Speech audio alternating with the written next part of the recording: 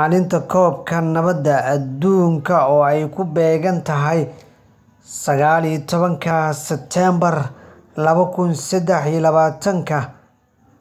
ayaa garoonka Wish si rasmi ah uga furmi doona tartan lagu maamuusayo Maalinta Nabadda Adduunka sanadka 2023. Tartankan oo iska kaashanaya Wasaaradda Dhallinyarada, Ciyaaraha iyo Xiriirka Soomaaliyeed ee Kubadda Kolayga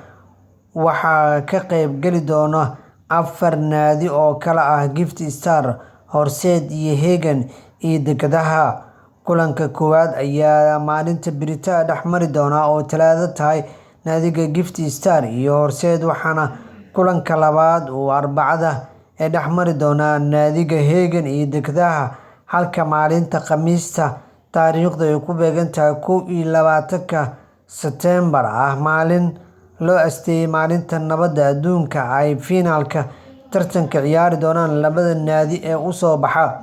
Dhanka kale, guddiga tartanka Xiriirka Soomaaliyeed ee Kubadda Kolayga ayaa dib u dhigay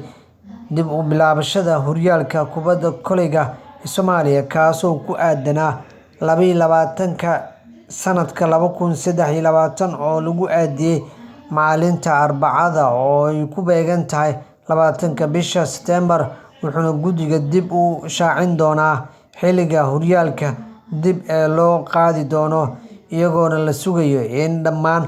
kooxahaasi ay ciyaari doonaan tartanka xiisaha badan uuna yahay tartan kama dambeys ah oo waqti la ciyaari doono ee horyaalka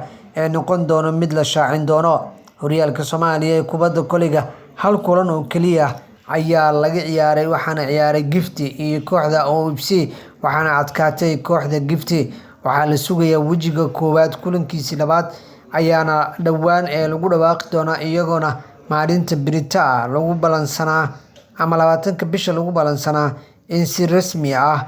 tartankan u furmo. Laakiin beri ayaa tartan xiiso badan halkaasi ka bilaaban doona oo u dhexeyn doona 4 naadi oo waaweyn: Horseed iyo Hagan, Gift iyo Dekedaha, oo ay kooxahan isku dhaceen. Tartankan ayaana lagu maamuusayaa Maalinta Nabadda Adduunka, oo ah tartan aad u xiiso badan kana mid ah tartamada waaweyn ee lasoo qabanqaabiyo sanad walba xilligan.